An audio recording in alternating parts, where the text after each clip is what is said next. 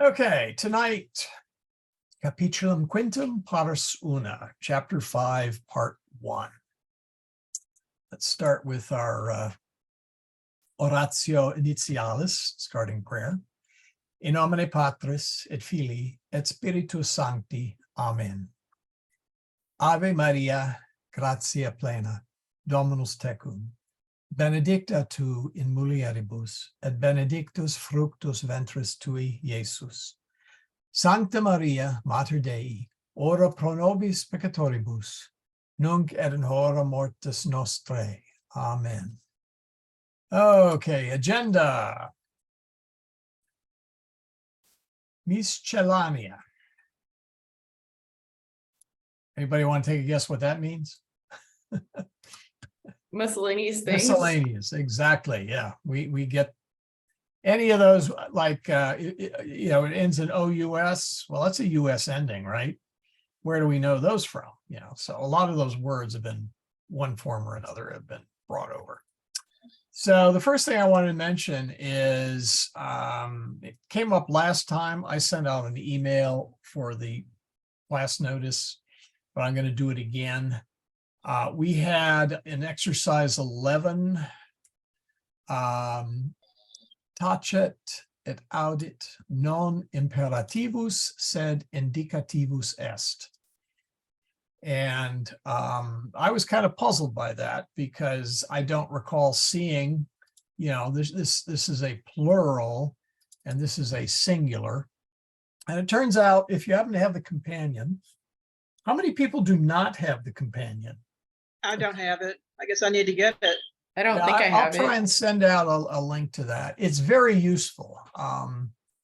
As I said, it is optional. Most of the stuff in the companion is in the Latine Disco. And in fact, the Latine Disco is based on the companion, or maybe it's the other way around. I forget which. Anyway, the important thing is it has a nice organization and a nice depth to it. Okay.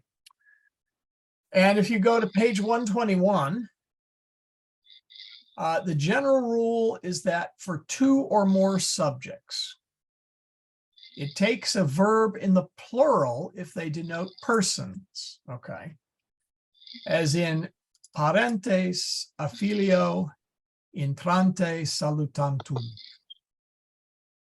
If the subject are things, the verb agrees with the nearest subject, as in pes et caput ei dolet. All right, that is the foot and the head hurts him, okay? Basically, you're saying your head and your feet hurt. So you might think, oh, okay, you would use a plural there, dolent. In fact, we're starting the plural forms of the third person, or but in fact, you actually do that. Now, there's another case is if you think of it as a set, okay? In other words, this is a set. It's not a thing. It is a set. So you can think of in the English, you could think of it as the set of words, tacet et audit, is singular because set is singular in this sense. So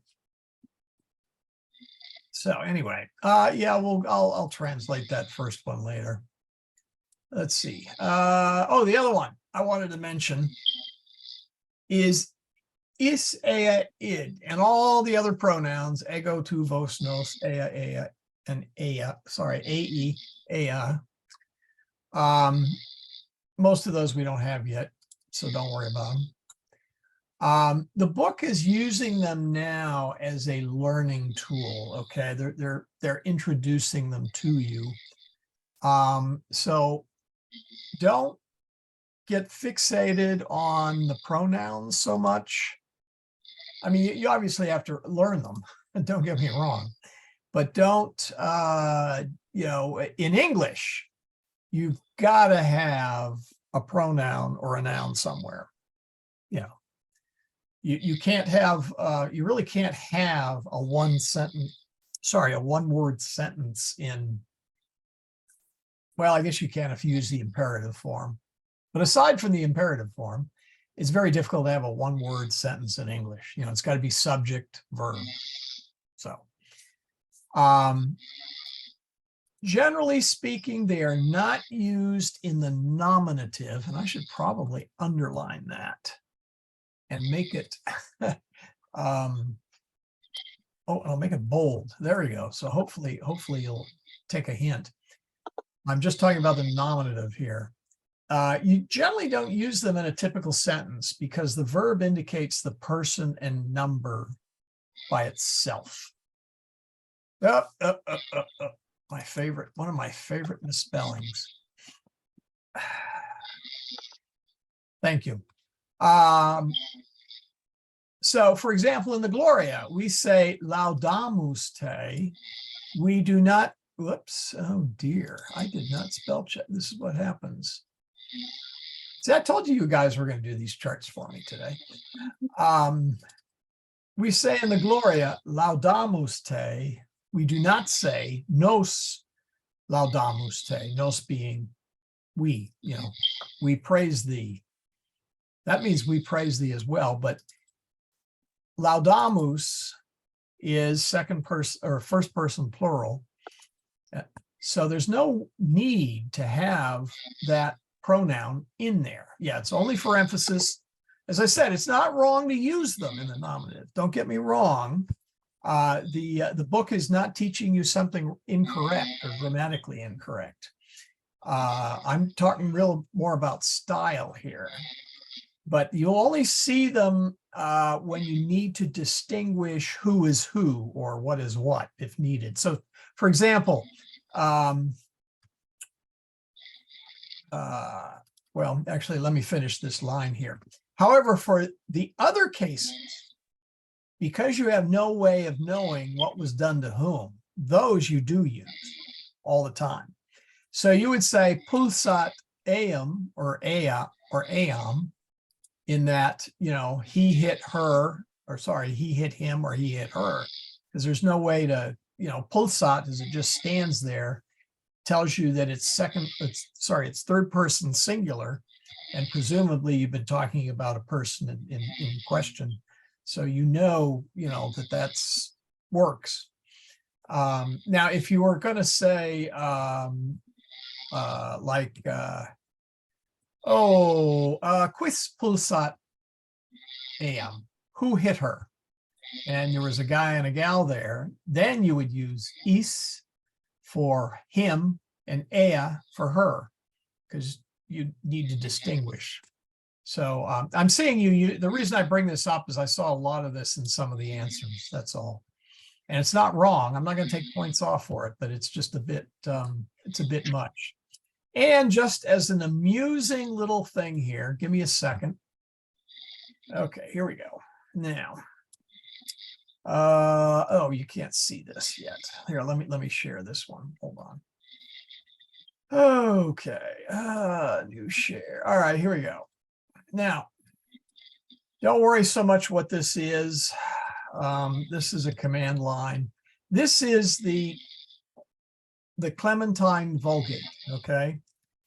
So if we did more 1 Corinthians, there's the Latin, okay?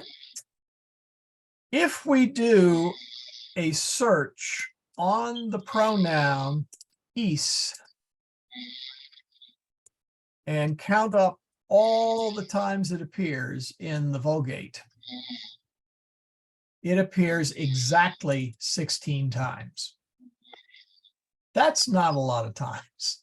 If we go over to the Douay Rheims and we do something similar, don't worry about the command here.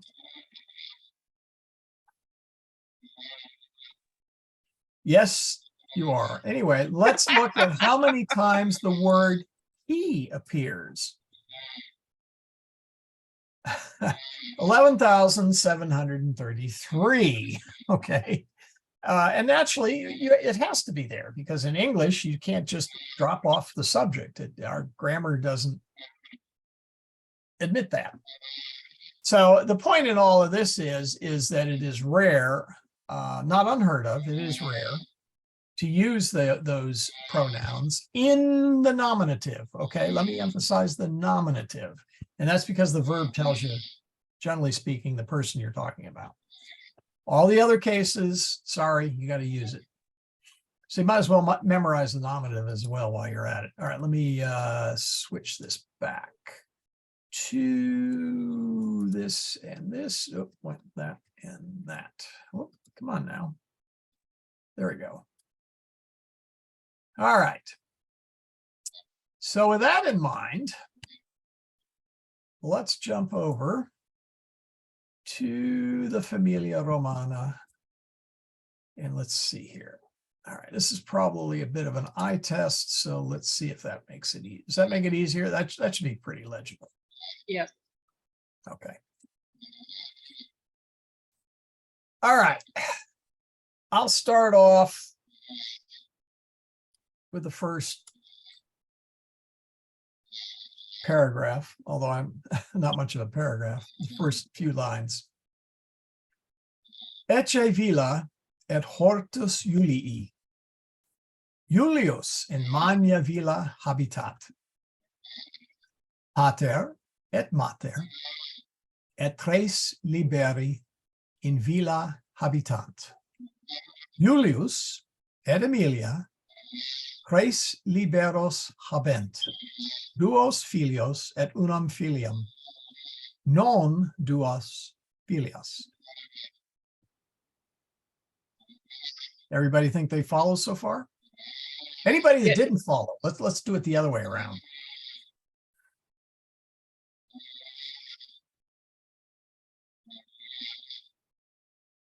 Michael, may I say something real quick? Sure. Don't be shy. If you're having questions Yes. or whatever, please, we're not here to judge or anything. And trust me, I've been through this, boot camp before, so I have some under my belt, but I was where you were at one point. So please do not feel afraid to speak up or whatever. Because Yeah, I'll probably learn something or it'll reinforce something I forgot. So we're all good. Yeah, I second that. And I'd even add a little bit more to it because we build on the language. Okay. We started out with Britannia Insula Est. Okay. Which is, hard to get more basic than that. Well, now, we have the ecce, the behold, look. We have here the ablative in magna villa. We have a habitat. We have a verb. So, there's quite a bit here.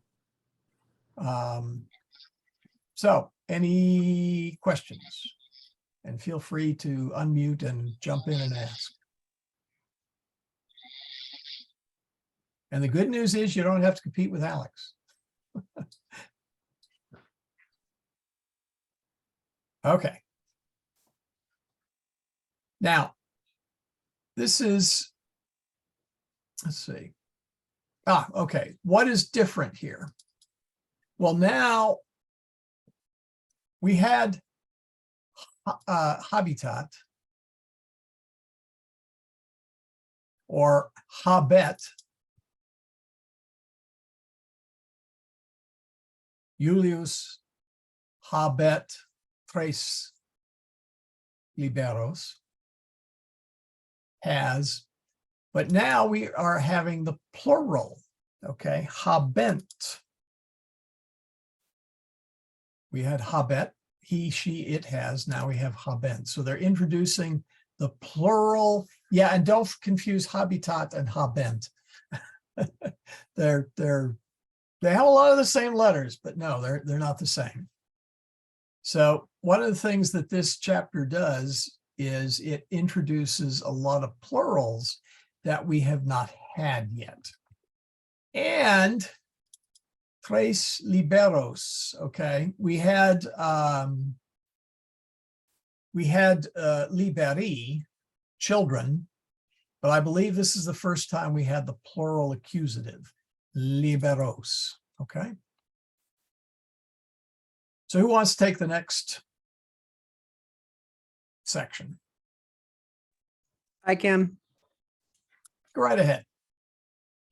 In villa multi servi habitant. Mhm. Dominus eorum est Julius, is multus servus habet. Mhm. Ancile quoque multe in villa habitant. Domina earum est Amelia, ea multas ancilas habet. I don't know about you, but I wouldn't mind living in this villa. Okay, what's the first, can you give us a synopsis of the words?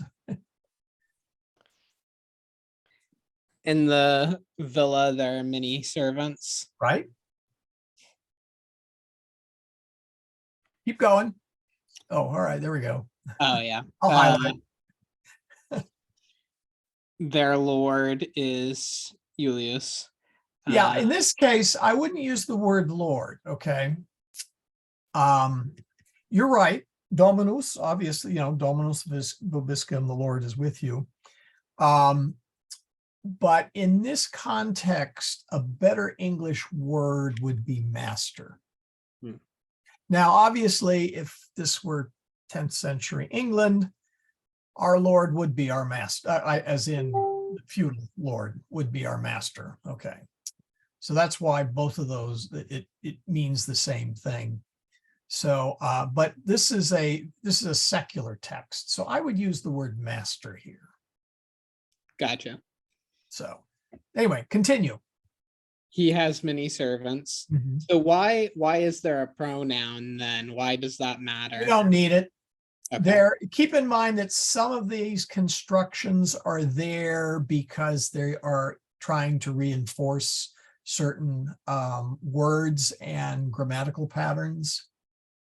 Sure. So you're right. There is absolutely no reason for it to be there. Okay. Gotcha. Yeah. Now, is it wrong? No. If I were writing this, would I put an is in there? Or no? Actually, I guess it's actually more an is. It's a short I. Sorry, is. I wouldn't put an is in there myself. But again, they're trying to reinforce a vocabulary and form. Go ahead. Many handmaidens also live in the villa. Hmm.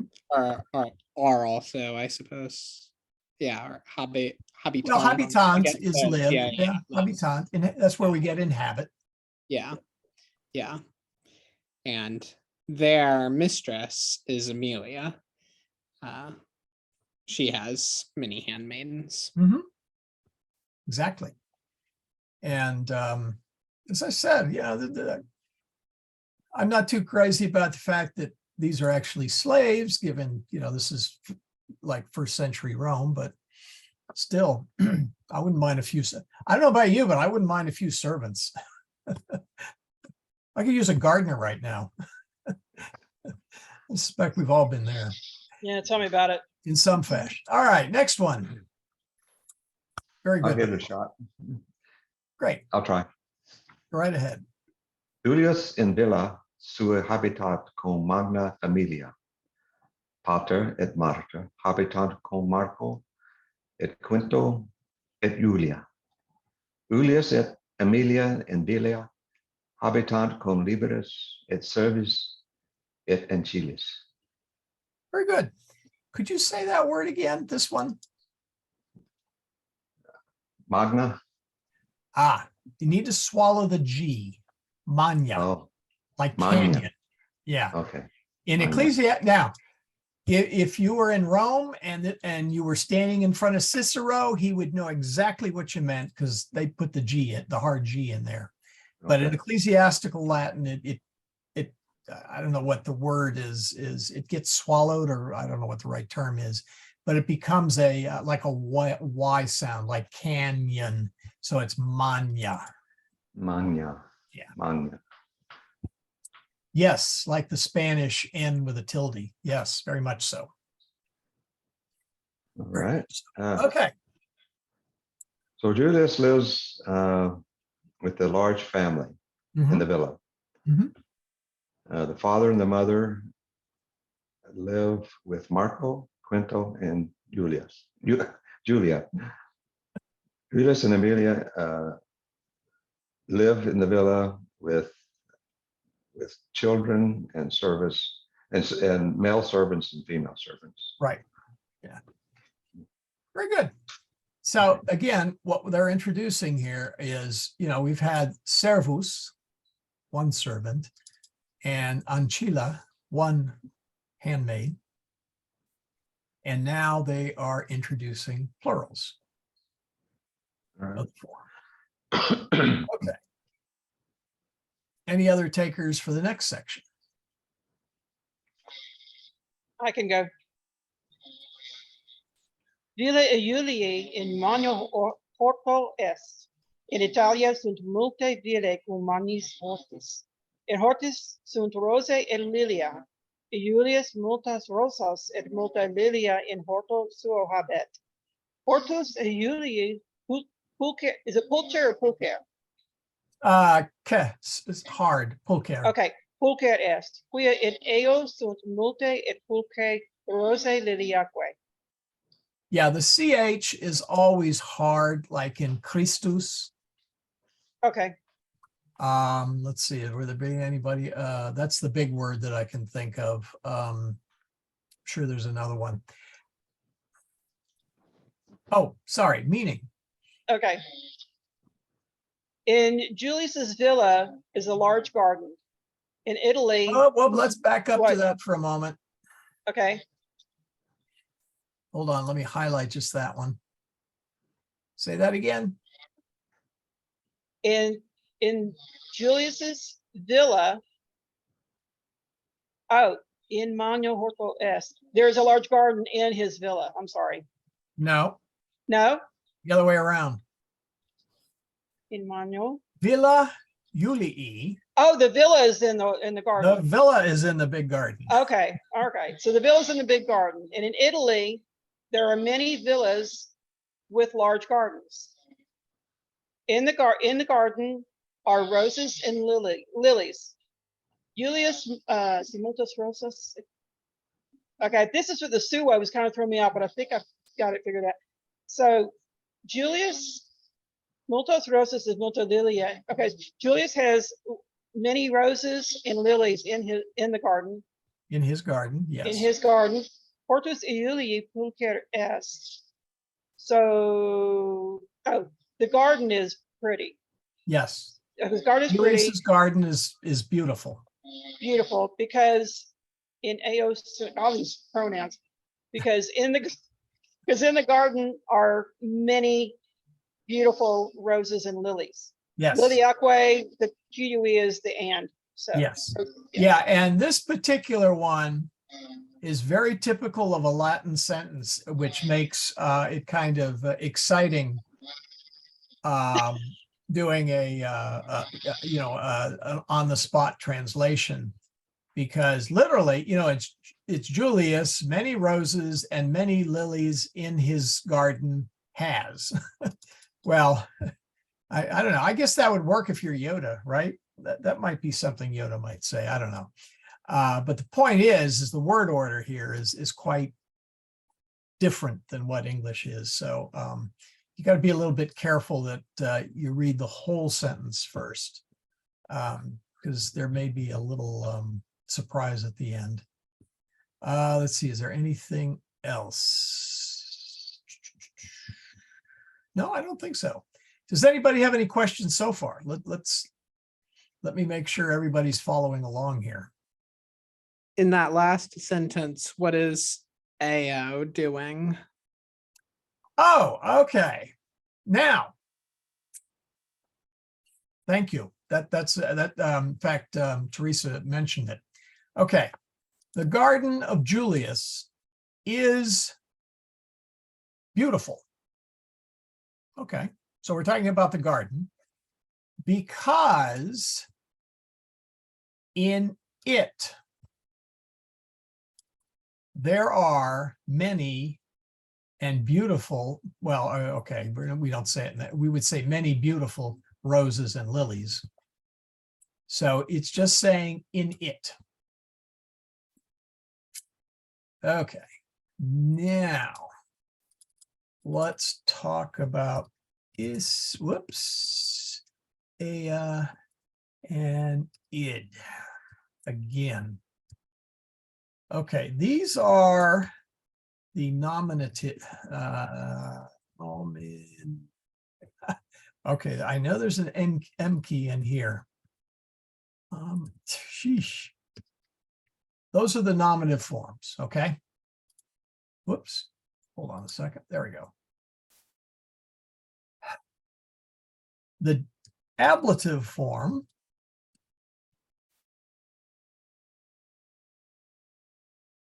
well, all right, let me get ahead of it. When we first in chapter 1, let's see, it was Roma in Italia est. And we said, by all means, put an A over that. And I mentioned that that's called the ablative. I said, don't worry about it because other than, and at that point, all we had was the in, right? We had no other prepositions. And then, let's see, we might have had grun, easium in, no, sorry. Let's see what else. I think we've had in Oppido. I forget where, that was in the city. So whenever you have the word in, and I did mention this before, but again, some of this. Needs reinforcing. Oh yeah. Whenever you use the word in, meaning in, oh boy, what's a better way to define that? Something is inside something. Does that make sense? Else. In takes the ablative, okay? And this is something you're going to see more and more of over the next 2 chapters. Latin prepositions, and I mentioned this a couple charts back, take either the accusative or the ablative. I think I You have got some kind of fat fingers tonight. No, I have one set of fingers just a little bit faster than the other here. So example is in Italia. And we had that. We had in Roma. We had in Egypto. I know we had in Egypt on one of those cases. So A ending words become a long A, and the US ending words become an O for the ablative, okay? So let's see here. In fact, let me tell you what, let's draw some lines here. These are all ablative words here, and I'm sure you can almost see that line. So let's make it a lot bigger there. Whoops. Tell you what, let's switch this. There, okay. So in Italia is ablative. In Roma, Roma is ablative. And Egypt is ablative. Now, so how are we doing so far with that? Typo and preposition. No, it isn't. Whoop. Yeah. So what we have though back here is in AO. So let me duplicate this. And so we've done that part. Get rid of these guys. So the ablative form of these is, whoops, is AO, AYA, and AO, yeah. There we go. So, oops, yeah, the ablative. Yeah, oops, sorry. Did I leave off? Yeah, I left off in a long A. Sorry about that. There we go. So these are the ablative forms. And one of the things I'm going to do at the end of this chapter is I'm going to put out, what's this with the ablative? At the end of this chapter, I'm going to put out a set of tables. I kind of did that earlier on. If you go back to some of the earlier charts, believe it or not, it's all in there. But since we hadn't had it yet, I'm surprised it kind of didn't stick. But now we need it to stick a little bit more. So, so what he is really saying is, for in it, there are many beautiful roses and lilies. Make sense?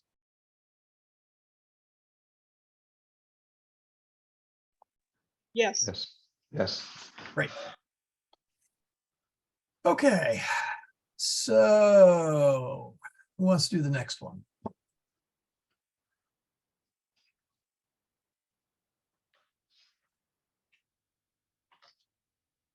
Don't all volunteer at once.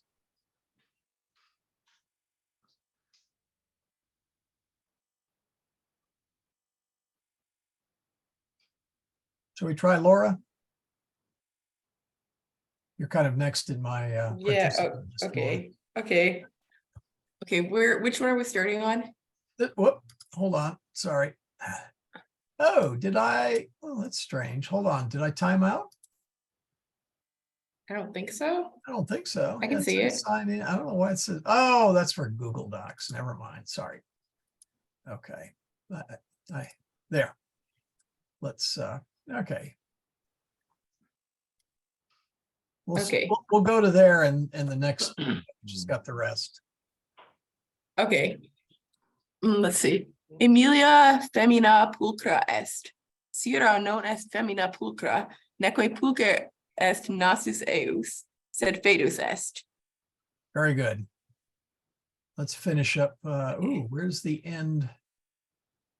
I think it's like, yeah, I think it's that paragraph, first paragraph too. Oh, you got a big one.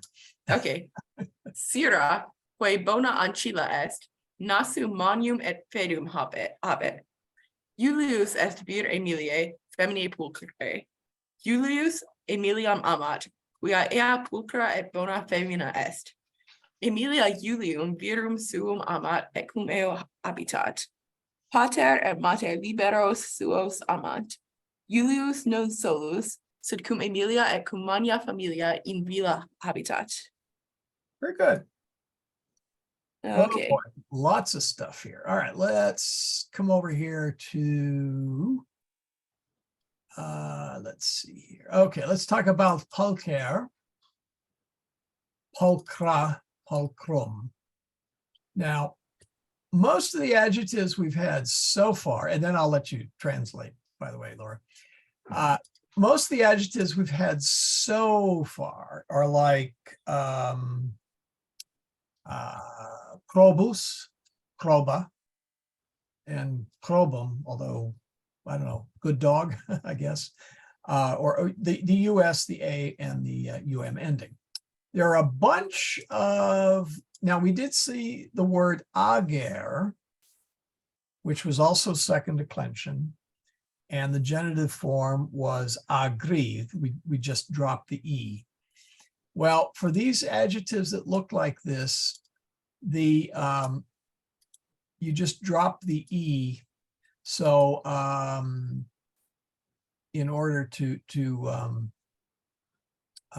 decline it, And so, let's see. Well, I guess that one's pretty easy. Pulcre, pulcra, pulcre. Where's another one in here? What else? Okay, well, I guess that's for now. Horto, hortus is garden. Fedus. Feda, fedum is the opposite of pulcher. Fedus is like ugly. Can also be used as disgusting. I think I would be much less offended if they said my nose was ugly than if they said it was disgusting, but anyway. All right, so let's try a little translation for everybody. Alrighty. Emilia is a beautiful woman. Sira is not a beautiful woman. Nor is her nose beautiful, but ugly. Yep. Sira, who is a good female servant, has a big ugly nose. Yep. Julius is the husband of Amelia, a beautiful woman. Julius loves Amelia because she is a good and beautiful woman. Yep. Amelia loves Julius, her husband, and lives with him. The father and mother love their children. Julius does not live alone, but with Amelia and with his big family in the villa. Yep. Yeah, that was a little tricky. Yeah, they're well, you see, we're building up, Britannia Insula Est is pretty easy. Now these aren't quite so easy. Let's see, there was something I was going to say. Julius est vir Ameliae. Vir we know as man or male. And so literally it is Julius is Amelia's man. Okay. Now this is actually, we can do this in English as well. But you can also translate that as husband. Okay. So vir all by itself is man, male. But in this case, it is clear that vir is in relationship to Amelia. And so you could either say Amelia's man or Amelia's husband, whichever you prefer. Any other questions? Oh, what? Oh, I was going to ask a question about that concept, which is, does vir kind of retain the ambiguity that we would have in English if I were to say, like, Julius is Amelia's man? That could mean husband, but that could also be some other form of romantic relationship. Yeah, in this day, all bets are off. In fact, actually, it probably today it probably means that they aren't married. No, this would mean husband. Okay. This would mean, there is an explicit word for husband, maritus. Surprise, we get married. Well, maritus would be husband, marita would also be, or maritus would be male spouse and marita would be female spouse. Well, there's also sponsus and sponsa. So a couple different ways to say that in Latin, much like English. But no, that would be pretty clear that Julius is Amelia's husband. So, not that the Romans didn't have, cohabitation. Let's not. They weren't any. First century Rome was no prize in that regard. But it's pretty clear from the context here they really mean husband. So, okay. Okay, so, oh wow, somebody gets off easily. What, 2 lines? Is that right? Who wants to go next? I'll take the 2 lines. I'll take the paragraph after as well.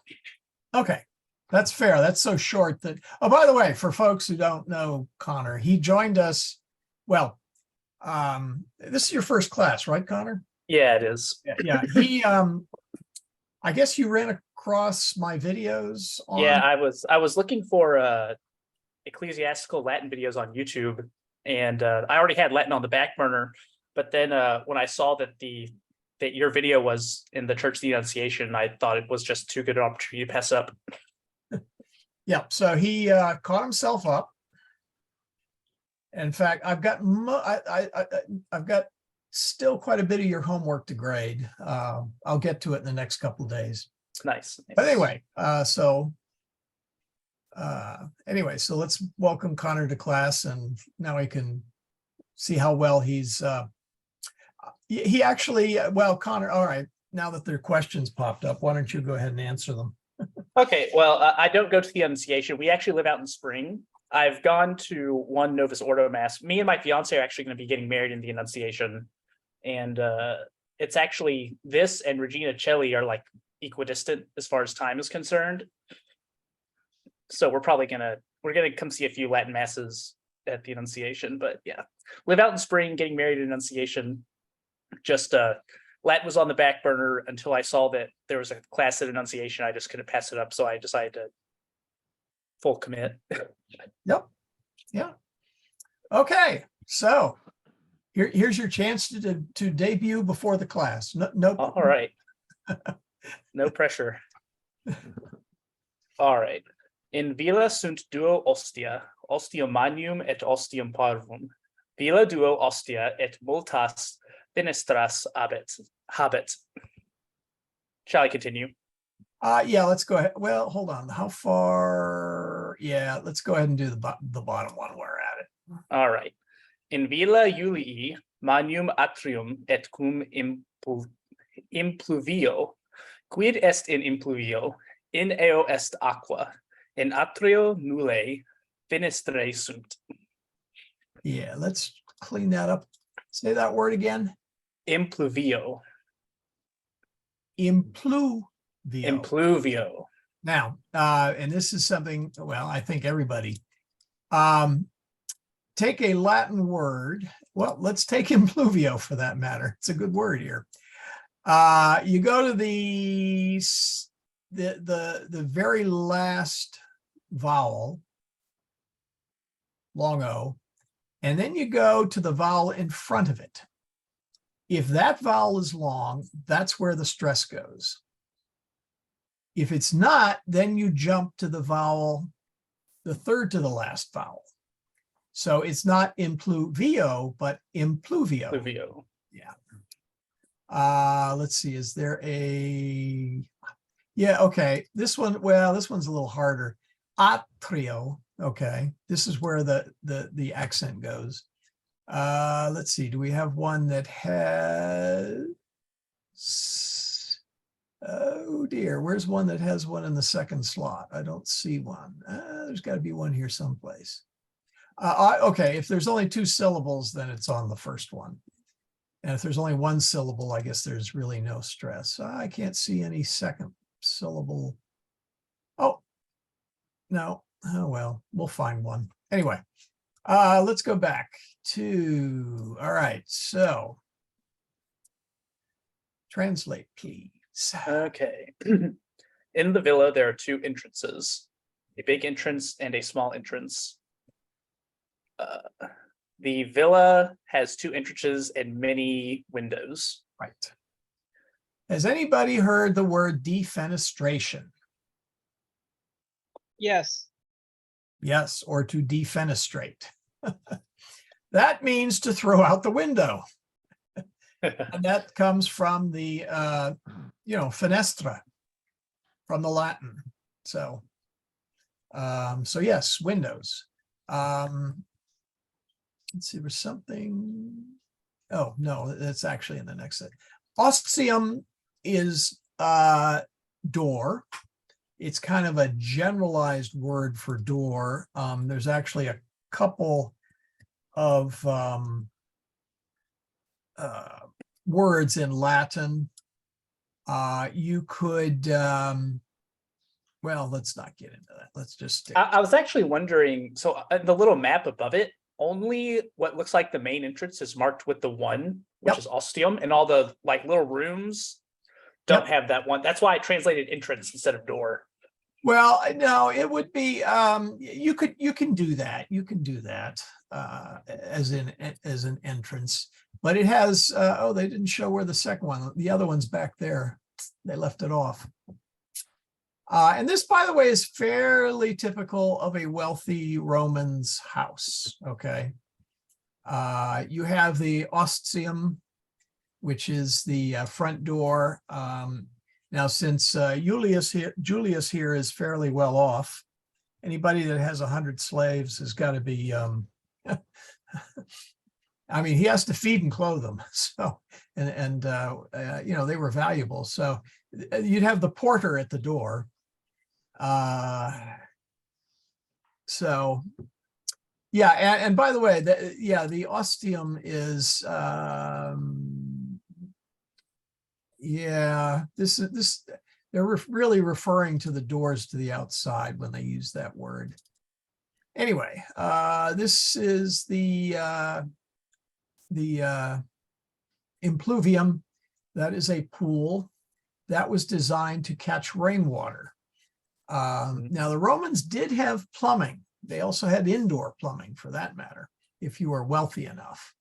But like today, where you get a water bill from your company, from the water company, if you had that piping or that plumbing that could pipe in the water, and again, the great aqueducts all over Rome, they would charge you for it. So, and also not all places had plumbing. I mean, if this villa were out in the country someplace, and many Romans had a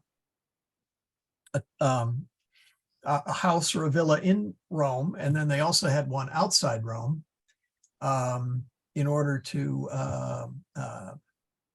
get away from the heat of the summer. So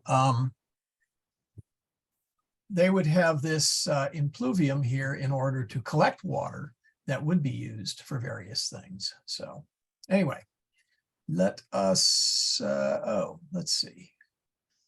Did we do the second part? We have not. No, we did not. Yes.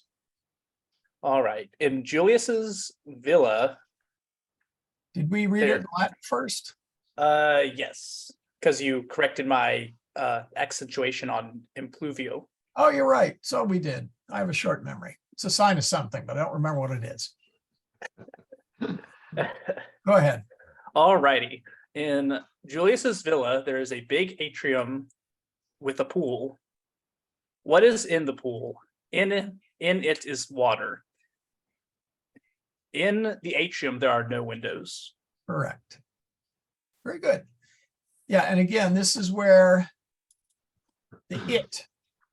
Now, as I said, is, ea, id is rarely used, but the other cases, i.e. the nominative cases, but the other cases, it's used all over the place. So when I say is, ea, id is not used very often, I'm talking about just the nominative form, okay? So let's see. Yeah, the atrium, or sorry, the impluvium, and to tell you the truth, you can call it a pool, go right ahead. But really, the proper term is impluvium, even in English. Again, English is a language that goes around mugging other languages, rifling their pockets for words. Yeah, I would use the word impluvium, and it was just it wasn't a deep pool. It was, I don't know, it was maybe a foot, 2 feet, it's not super deep. But that's where the rainwater would collect there. And obviously it was open to the sky. The other thing to keep in mind is Rome has a climate that's not that much cooler than Houston, okay? They are on the Mediterranean. Now they are farther north than we are. And so the water does moderate their climate some. But you'll find that these houses in particular were set up to maximize airflow and natural air conditioning, for lack of a better term. They obviously didn't have much in the way of air conditioning. So there was the hole in the over the impluvium, and then you would see, you can't see it very well, but this is a garden back here. So this space is also open to the sky. So this allows air to circulate through the better part of the house. So anyway, enough of that. Let's move on. Okay, who has not gone yet? Who has not gone? I think Maria and Michael are left.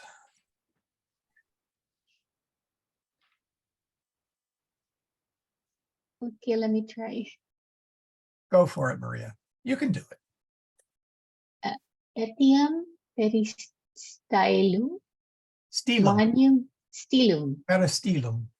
peristylum manium et pulchrum in villa est. Peristylum est vocabulum Graecum. Mm. In villis Graecis et Romanis mania et pulchra peristyla sunt.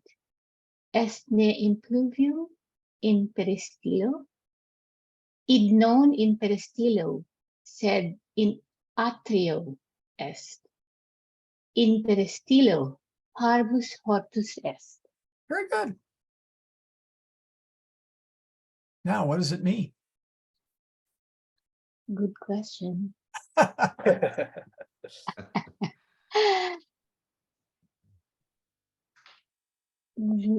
Uh, Etiam. I think that's Al- new. also- Oh, yeah. Okay. That's, also, pardon? does it mean also? Yeah. Also, or moreover. It might help, maybe. Over here is the hint.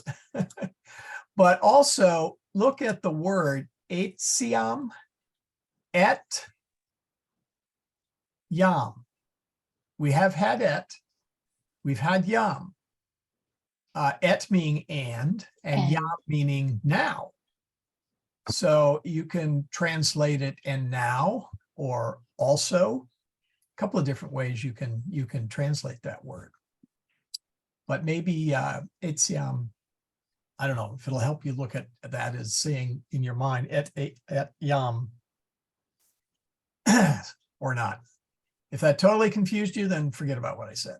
If it helps, remember it. Go ahead.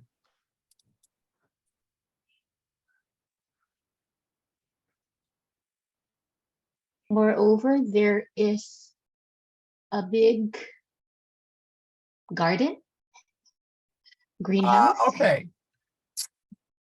This is another one where the English word is the same as the Latin word, impluvium.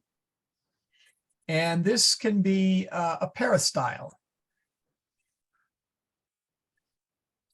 Okay. That's usually the English word that, let's see. Are they referring to the columns there? Pardon? Are they referring to the columns or to the actual space in this picture that is between the columns? That would be the garden. They are referring to the whole thing. Okay. A peristyle is a place surrounded with columns on the inside. So like an inside space with columns. Yeah. Let's see if it's I'm looking in my English dictionary. It's a particular architectural style that's Yeah, common in. let me just, okay, now this is going to be a really helpful definition here. Let me bring up my dictionary. Oh, there it is. Here we go. Here we go. Come on. Dictionary. There we go. The word is peristyle. I mean, that's the English word. The best way to translate peristylium is peristyle. And a row of columns surrounding a space within a building, such as a court or internal garden, or a veranda or a porch, but it's basically enclosed. And it's a peristyle is a perfectly good English word. Sadly, I don't have one. That's the first time I heard about it. Yeah, me too. Yeah, well, let's okay. Let's face it, how many houses have a area surrounded by columns and that has a garden and that it opens into? Let me do this here for just a second, get back to Closest I can think would be like a state capitol that would have like under the Well, rotunda, they would have not columns, even but that. they wouldn't have a garden in there. No open Yeah, you wouldn't space. have, but let me, okay, where'd it go? There's Safari. Oh, there it is. Okay, hold on. There. Okay. Oops, let me go back here. Keep in mind that you can walk in the front door,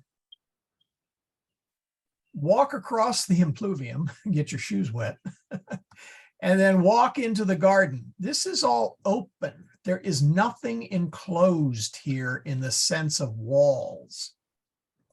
So if you were to build a house like this in Houston, you would normally want to wall that in and have so you can air condition it. Okay. Keep the mosquitoes out. Yeah, keep the mosquitoes out. Yes, or keep the June bugs out, or keep the cockroaches. Well, you can't keep cockroaches out, so never mind. So When I went through Puerto Rico very briefly one time, and like their airport was like it was all open so you could catch the ocean breezes and Yep. stuff. So that would do kind of the same thing, try to catch whatever breeze might be coming in. And you will see this style of architecture in Mediterranean and I don't want to say tropical climates exactly, but climates where the that are relatively oh, what's the word I want? Moderate, okay, where you don't have excessive heat and you don't have excessive cold. So it's not something I can't let me put it this way, I can't think of one in the Houston area that I've ever seen. Okay, so I'm not surprised nobody was familiar with it.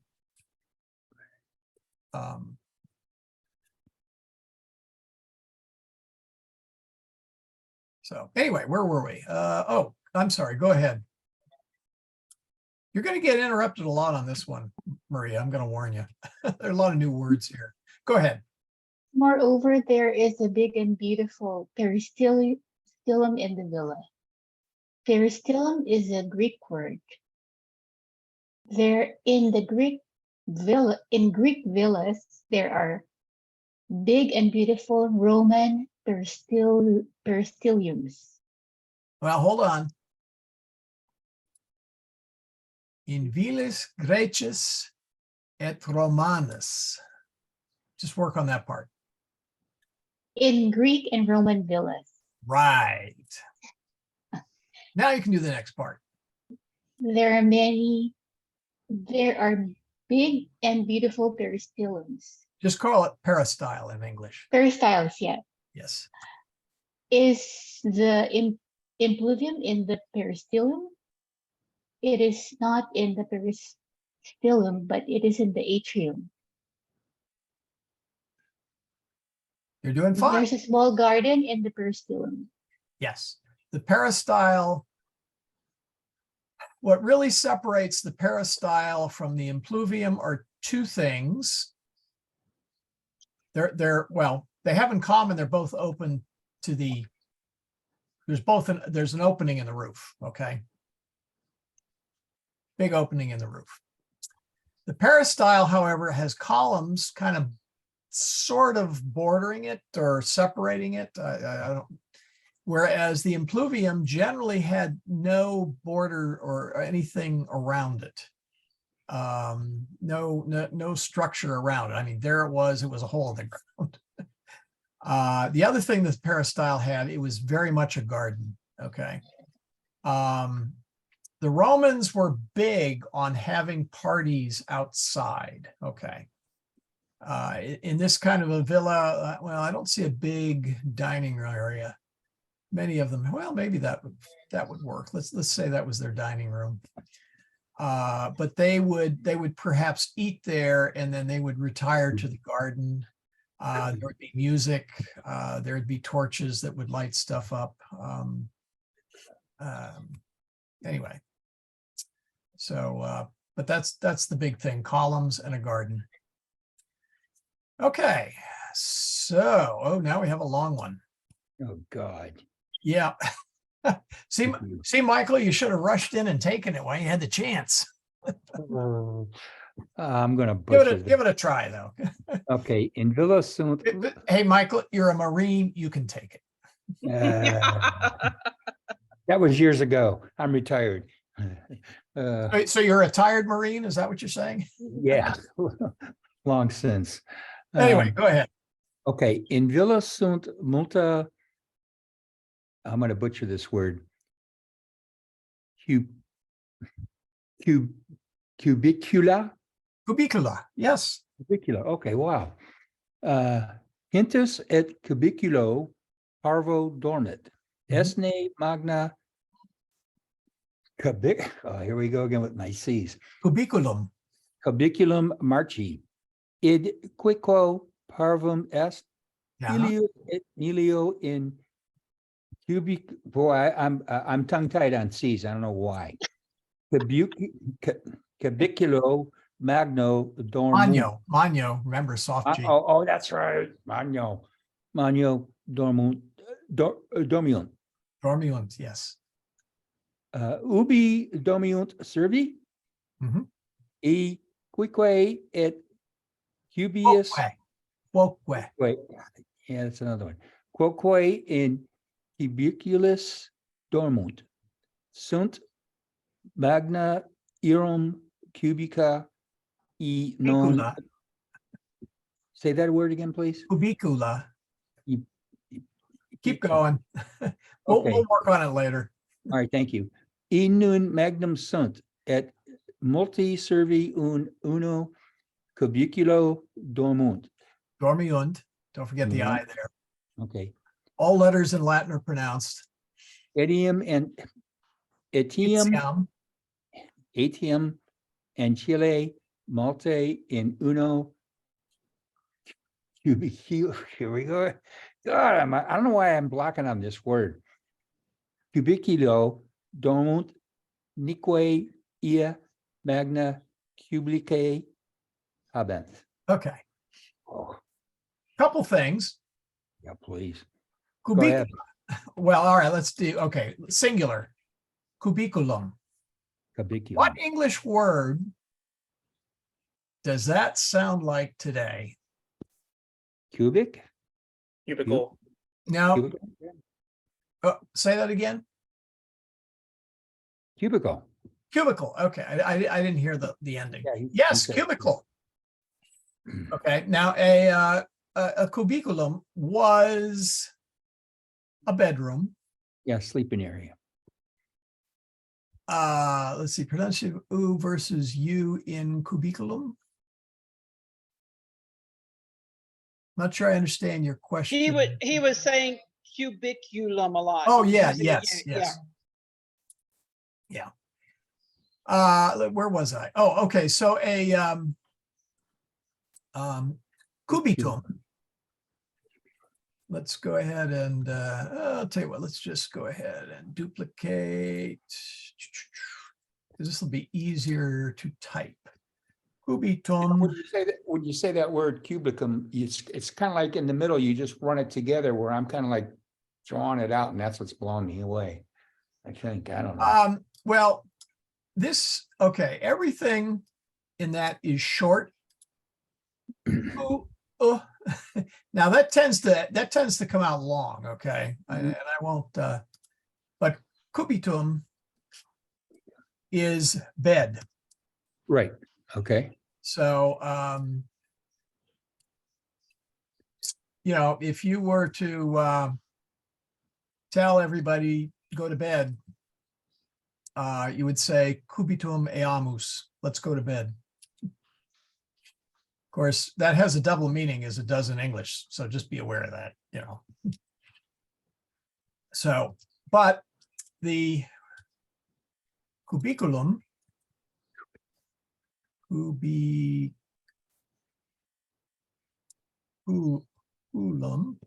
cubiculum Yeah.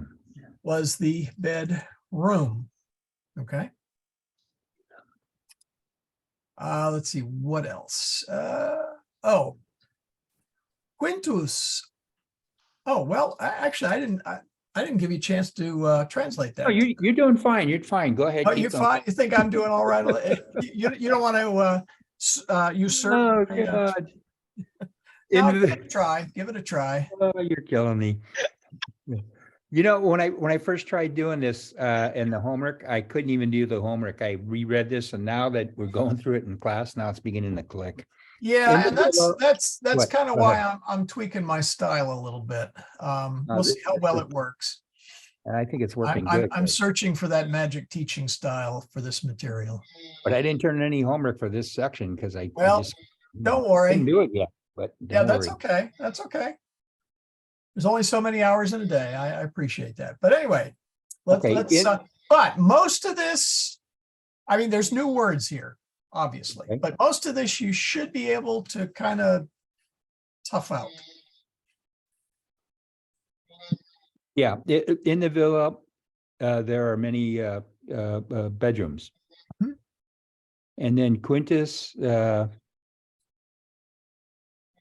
sleeps in a, oh God, Parvo, a small bedroom. Small bedroom, yes. Esne Magna. And Marquis, does Marquis sleep in a large bedroom? There's no sleep. Oh, okay. Yes. Does Marquis have a large Is bedroom? the bedroom of Mark big? Is Is Mark's Mark- is bedroom large? large? And the answer, Right. It quique parvo mess. quoque. Quoque, God, quoque. Yeah. Parvos, Yeah, parvo's parvo. It is small. yes. And then Julius and Amelia's bedroom is big, where they sleep. Yeah, they sleep in a big bedroom. Yep. Okay, and then Ubi dormant survey, and the servants, and where do the servants sleep? Yep. And the quick way and they sleep in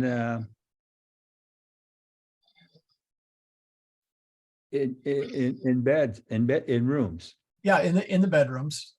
Okay, in the bedrooms. Yeah, okay. They sleep in bedrooms. Right. Well, they sleep in bedrooms also. Don't forget the quoque. Oh, quoque, that's right. Oh, so you're right. Sante Magna. Oh, God. Sante. Come on.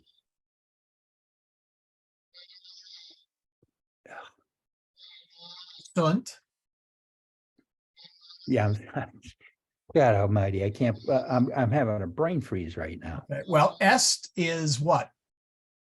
Is, Sunt is the are, plural of us, plural. right? are. Right. So So, sunt, okay, question. are the cubicles are, yeah, are the cubicles big, are the rooms big? Does he have big rooms, or do they Yeah, have? well, okay. Aorum is a new word. So I'm gonna say the Magna, it's got to be them, Yes, Right. yes, or there. are there, yeah. So suntne magna eorum cubicula, literally are the bedrooms of them, of theirs, referring back to the servants, of course. Right, Big. got it. Do they have big bedrooms? And the answer is, No, they don't. yeah, no, they don't. Yeah, you don't need to know Latin to figure that one out, right? Yeah. How am I doing for that? Okay. You're Hey, doing great. Go. you're doing great. Keep on going. But many Ea non servants sleep in one dormant, I mean, sleep in one cubicle? multi servi in uno cubiculo dormiunt. So just let's just do this part first. Okay, they are not big. They are not big. They are not big. Yeah, And exactly. then, Yeah, and the reason that, by the way, the reason they stuck the ea there, which is the plural form, mhm. is because they need to specify. Yeah, they non magna sunt.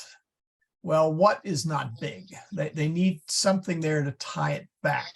So this is one of the few cases where the use of the pronoun really helps clarify.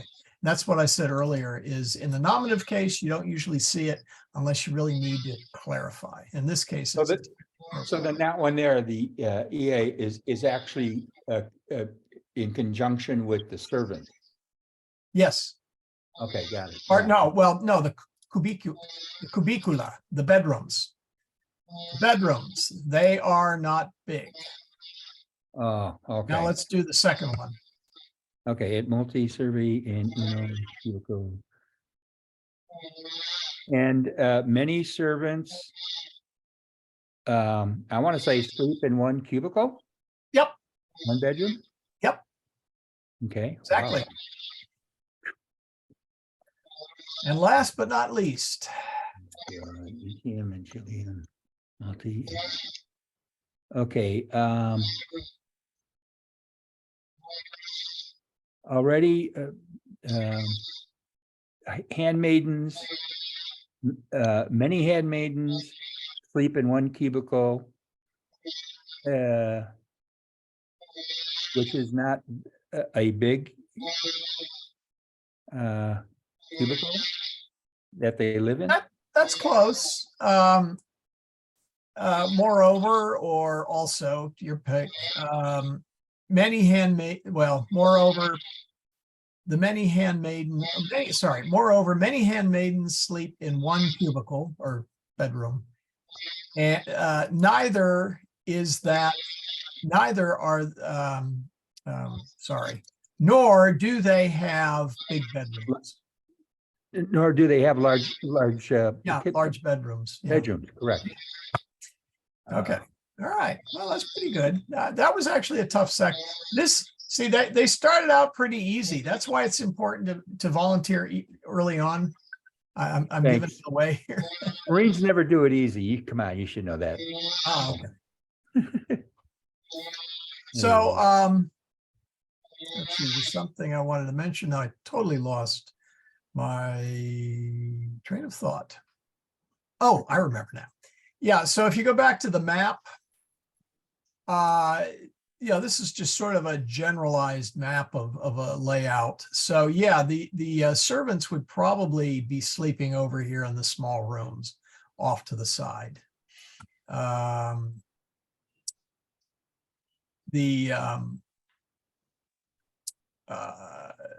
Julius and Amelia may have something like this. There may be a study. Yeah, by the way, the word cubicula might be better translated.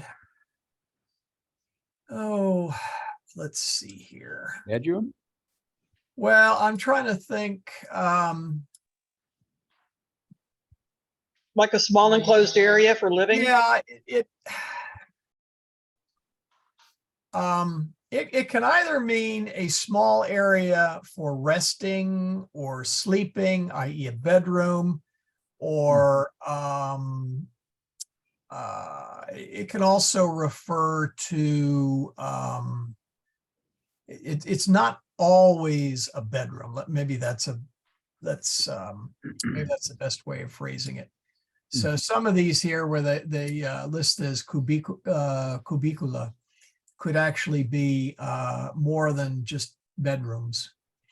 But certainly these small ones over here would be reserved for the servants. So, oh, there's the other door, the ostium. I thought that was the other door. Oh, well, shows you what. Anyway. Okay, let's see now. Okay, we got one more. Who haven't we volunteered yet? I think everybody's gone. Right? Yeah, I think so. That's right. Alex is in here. All right, I'll do the last one. Emilia in peristilo est. Est ne sola. Amelia sola non est. Liberi cum ea in peristilo adsunt. Julius abest. Amelia sine viro suo Julio in villa est. Ubi est Julius?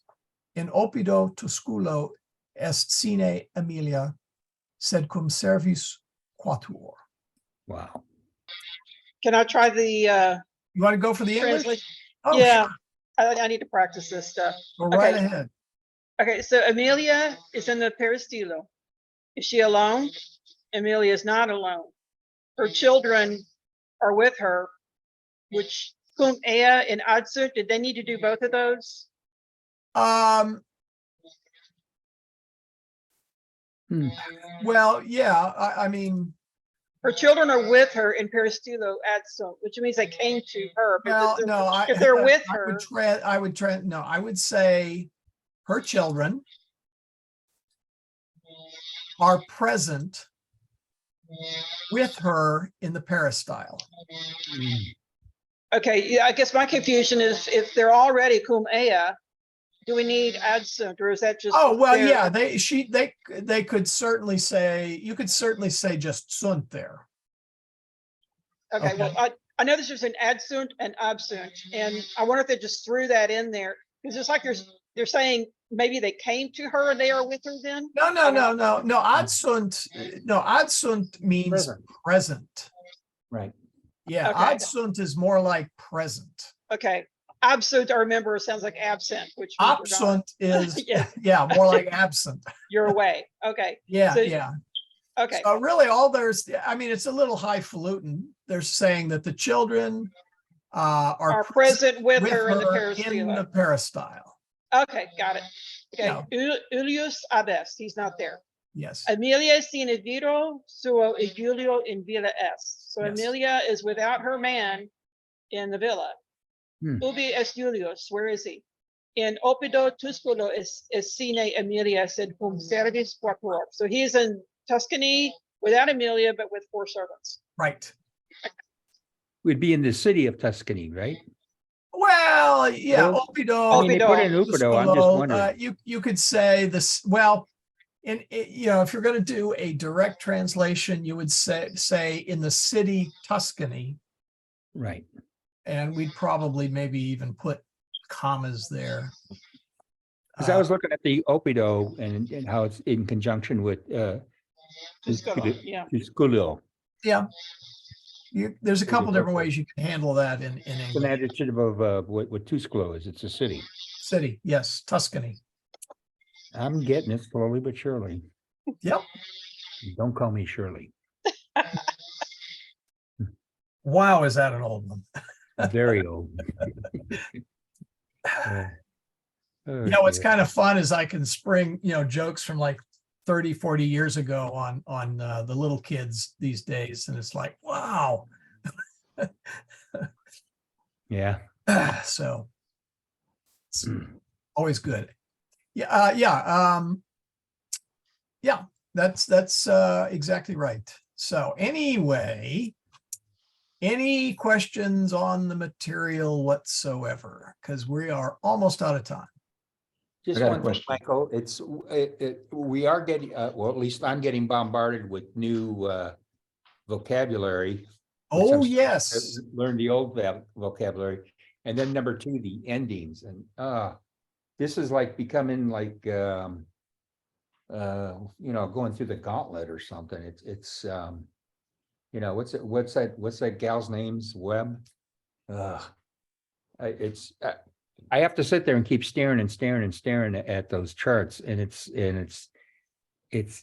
kind of clicking, but it's not kind of clicking. You know what it's kind of hard to describe. I'll put it this way. I'm struggling. This one is the worst. This chapter. Oh yeah, this one's the hardest we've had so far. No question Exactly. about They dumped, now they are building off. We have had verbs before, but they are now, okay, well, we didn't have a mo, you might say, oh, oops, where is it? Well, singular verbs and plural verbs and. then Yeah, past but I tense. mean, we had habitat, I think, Yes, we have. but now we have habitant, the plural. So yes, in fact, we can like even cheat and go to the Latine disco. Whoops, I guess I timed out. No, they did that, yeah. Okay, now nobody look at my my password here.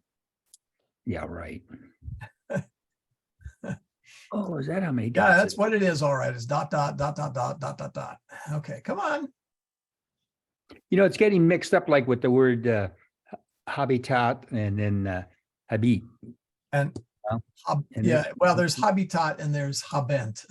Or habent. Habitat I'm not or even saying that right. habitant means exactly that, habitat, live. Right, correct.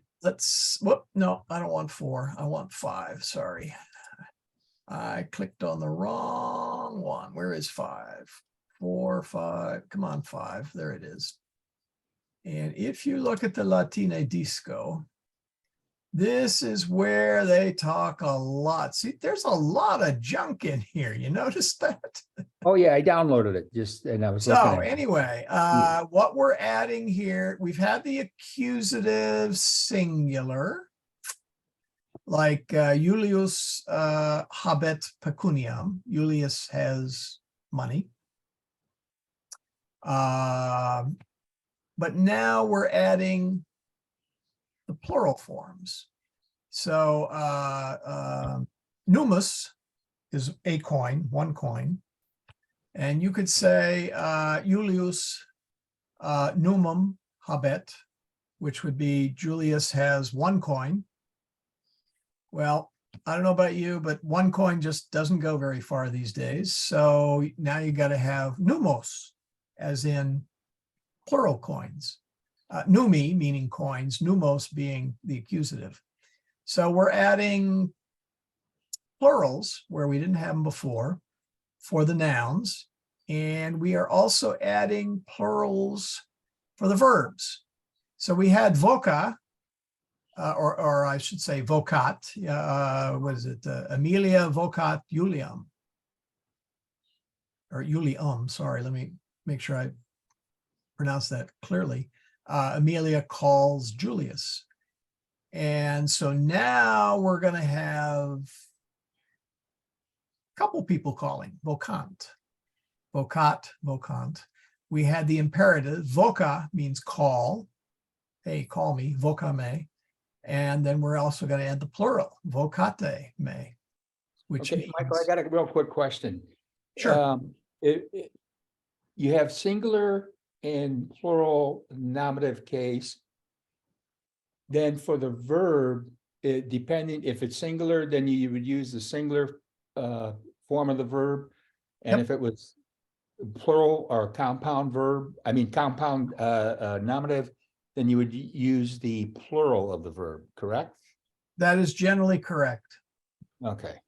All right. Yeah. I think I'm getting it. And Mhm. so, and we have one of my favorite verbs, ago, agita. I'm going to save that for later. It'll take me 15 Come on, minutes. man. It'll take me 15 minutes. Well, we're almost out of time. It'll take me 15 minutes to explain that verb. No problem. All right. Just okay. Just to give you a taste of that verb, I'm going to let me switch over to a different screen share. There it is. Okay, I brought up the verb ago. Okay, Mhm. there is the verb. You may not be able to see it very well, but let's see what the definition of that one word is. Not done yet. Oh, my Lord. Don't there we go. The reason that's so much of a exciting word is it means to put in motion. I thought it was more like for emphasis. You No, emphasizing the word afterwards. No, not ago. Ago, you're thinking of well, I don't know what word you're thinking of. I don't know either. Well, anyway, I thought it was no, ago is it means to put in motion. And so we say gracias agimus. Why are we looking at ago? Because it's in your vocabulary for this lesson. You haven't hit it yet. It's later on. That's in the next defer section. of the talking chapter. about it. The reason I'm going to defer talking about it is because it's going to take me a while to explain all of what it means. It's a very, let's see. In some sense, I would say it's equivalent to the English word do. Think of all the meaning, and I'm talking about do here, not DUE or DEW. Think of all the ways you use the word do, all sorts of ways. So that's why I'm not even going to talk about it. I shouldn't have even mentioned it. But anyway, getting back to the original question or comment, yes, this is a very this is a pretty heady chapter because they're now putting it all together. The Grammatica Latina, if you're looking for a bunch of endings, here's the first declination, the second declination, those are all the endings. Mhm. This is the third declination. We haven't had it yet, so don't worry about it. We are going to get it in chapter 9, I think. I forget. But in fact, this has not only the third, it also has the fourth declination, but that's for future. But I would read the Latina Disco several times and go through the this reading more than once because there is a lot here. Okay. Oh, man. And as people commented, there's habitat, live, Mhm. habitant, plural, and then habent. Okay. You don't want to get those all messed up because, you know, Julius has a big villa and Amelia and her 3 children's live. You know, no. It's Julius lives in a big villa. Julius and Amelia have 3 children. So you got to kind of sort that out. They're also taking, these are also taking fairly typical Latin word order. You're beginning to see, Britannia insula est is not a big, is not a big stretch to see Britain as an island, but in hortus sunt rose et lilia. In the garden are roses and lilies. Well, we wouldn't say it that way. We can, but we would say roses and lilies are in the garden. And you saw some of the places where some of you kind of looked at the sentence. You knew what the sentence meant, Mhm. but you had to sit there and untangle it in order to get it into English. So you're going to see more of that. So anyway, Is the wording in the sentences in this chapter and on, do they become more, for lack of a better word, I'll say constrictive instead of free flowing, that you can flip flop words and put them in the beginning or the middle or the end of the sentence? Is that, or is this a little bit more rigid? no, actually, it's even more fluid. Oh, boy. Now maybe we're talking, maybe we're looking at it in a different standpoint, or maybe we're approaching it a little. Let's take this one. In peristilo parvus hortus est. In the peristyle, there is a small garden. Now you can say parvus hortus est in peristilo. You can say parvus hortus in peristilo est. There's a couple of different ways to order that. Mhm. So in that sense, no, we are not constricting word order any, but there are certain ways you do connect words. So For there'd in be other word words, you would pairing. not say in parvus hortus est peristilo. Right, in That's other not words, there going to would be, work because the there- peristilo's got to go with the the- preposition. so there's So a you're pairing gonna of see- words.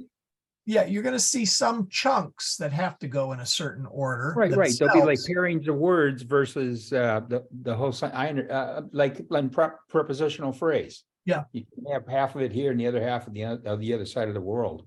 Yeah. No, I understand. Okay. So, but this is, yeah, their style here is approaching a more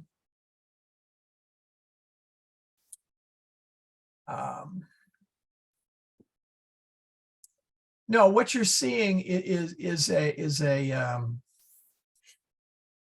the more free-flowing word order in Latin, with the cases clearly indicating the grammatical function of the words. Maybe that's the best way to put it. Oh, okay. You know, Britannia insula est versus Britannia est insula, big deal.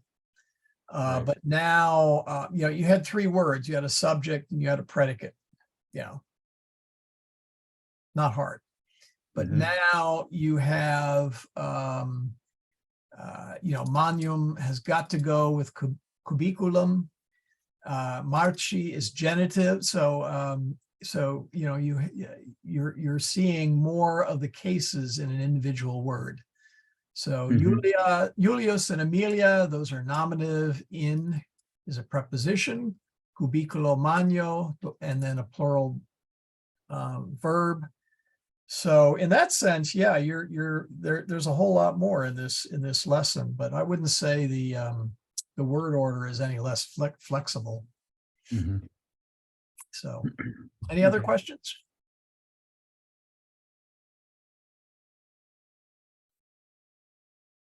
They're half off tonight only. Questions, that is. Charge double next time. What's the homework? What's the homework? Okay, so hopefully, oh, sorry, I never did fix that. There we go. Hopefully you can get to the part 2 exercises. If you have not got to the part 2 exercises, then if you haven't got to the part 1 exercises, by all means, get to the part 1 exercises. Next time we're going to plow through part 2.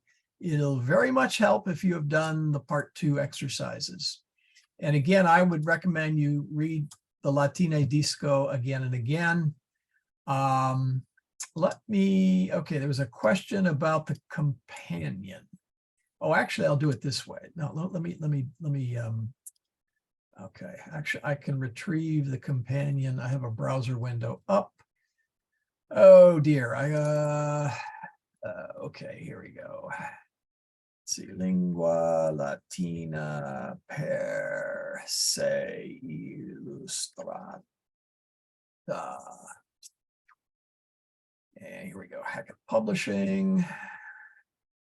And this is, okay, this is the electronic edition, which you already have. I'll pop this URL in the message in a minute. This is the print version.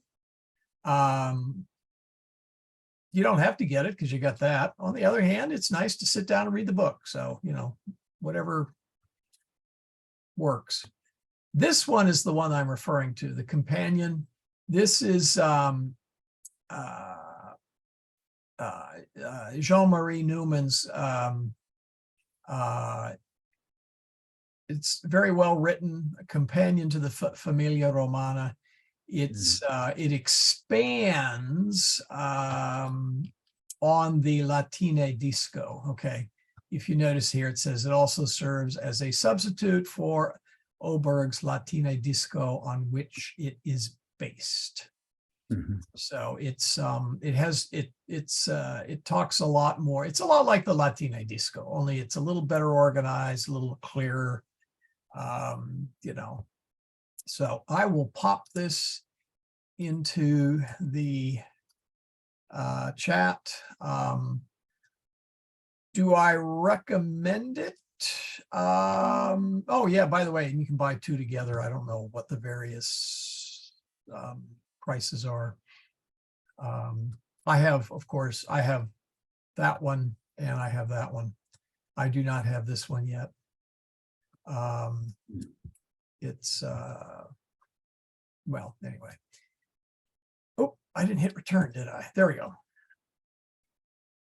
But this one's definitely worth it. If you know, let's see, how much is it? It's what, 30, let me see what it's just I think $24.99 or something. Okay, $28. So $30. Michael, I'll tell you, it's well worth it. I've been using it. And then plus number two, what I do is I also bought the exercise book.